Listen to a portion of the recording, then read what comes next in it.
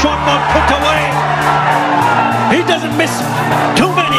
এবার ভারতের বিপক্ষে প্রথম ম্যাচে চ্যাম্পিয়ন ট্রফি খেলার জন্য বাংলাদেশ থেকে উড়িয়ে নিয়ে যাওয়া হচ্ছে সাব্বির রহমানের মতো হার্ড হিটার ব্যাটসম্যানকে বাংলাদেশের বিসিবিরা। আর যা দেখে রীতিমতো অবাক হয়েছেন হাজারো কোটি ক্রিকেট ভক্ত সমর্থকরা। হ্যাঁ দর্শক, বিস্তারিত জানুন পুরো ভিডিও জুড়ে। এই অবহেলার পাত্র হিসেবে বাংলাদেশ টিমের বাইরে বসে থাকা সাব্বির রহমানকে যেন একের পর এক দিন কাটাতে হয়েছে বাংলাদেশের মুখের দিকে দেখে। কারণ হলো যে সে ভুল করেছিল বিসিবি বস নাজমুল হাসান পাপনের কাছে। আর তারপর থেকে যেন দেখা যায়নি সাব্বির রহমানের মতো হার্ড হিটার ব্যাটসম্যানকে বাংলাদেশের হয়ে খেলতে।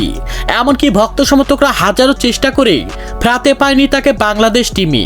এবার যেন দেখা গিয়েছে 2025 সালের বিপিএল লিগে ঢাকার হয়ে হার্ড হিটিং ব্যাটিং পারফরমেন্স করে আবার যেন নিজেকে ফিরিয়ে এনেছেন সাব্বির রহমানের মতো হার্ড হিটার ব্যাটসম্যান।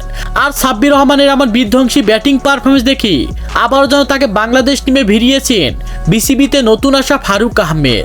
ফারুক আহমেদের কথা হলো যে এমন ওপেনার ব্যাটসম্যান যদি আমাদের ওপেনিং পজিশনে হার্ড হিটিং ব্যাটিং পারফরমেন্স করে তাহলে যেন ভারতের বিপক্ষে প্রথম চ্যাম্পিয়ন ট্রফি ম্যাচে অবিশ্বাস্যভাবে জয়লাভ করতে পারবো আমরা। আর এমন বিশ্বাস নিয়ে যেন সাব্বির রহমানকে বাংলাদেশ থেকে উড়িয়ে নিয়ে যেতে ব্যস্ত হয়ে পড়েছেন বাংলাদেশের বিসিবিরা। তো দর্শক, পারবে কি সাব্বির রহমানের মতো হার্ড হিটার ব্যাটসম্যান আবারও সেই ব্যাটিং পারফরমেন্সের প্রমাণ করে বাংলাদেশকে চ্যাম্পিয়ন ট্রফি ম্যাচে জেতাতে? সে বিষয়ে আপনাদের গুরুত্বপূর্ণ মতামত জানাবেন আমাদের ভিডিওর কমেন্ট বক্সে। ধন্যবাদ।